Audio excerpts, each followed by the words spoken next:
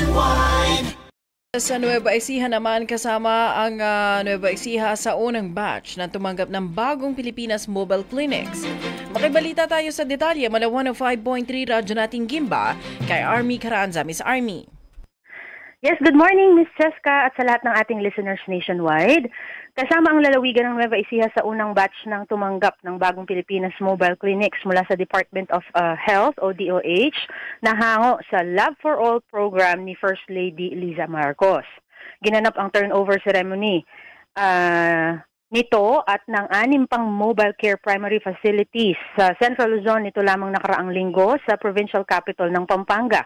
Pinangunahan ni DOH Assistant Secretary Paulo S. Testo ng seremonya na dinaluhan ng unang ginang na siya namang nanguna sa tour sa loob ng custom-made ng mga Toyota coasters na dinisenyo para sa medical services gaya ng digital x-ray, ECG, ultrasound, hematology analyzer, ophthalmoscope at iba pang makabagong aparato.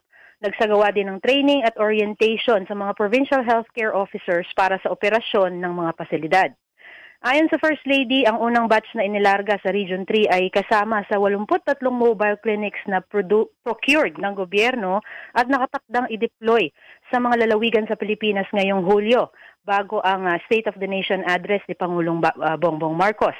Inanunsyo din nito na bago matapos ang taong 2025, makapagpapamahagi na rin ng mga mobile clinics na nasa 1,500 munisipalidad sa bansa.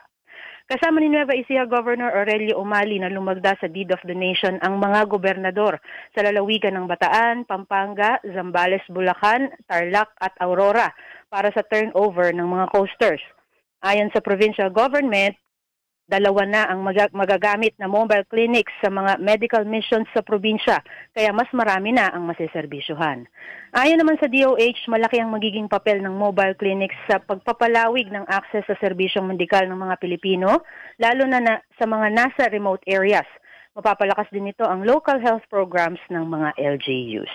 At yan ang balita mula rito sa Nueva Ecija. Ako si Army Caranza ng Radyo Nating Gimba, DWTC 105.3 FM. Kasama ninyo sa pagbabalita at pagsiservisyo. Sama-sama tayo, Pilipino. Maraming salamat, Miss Army. Radio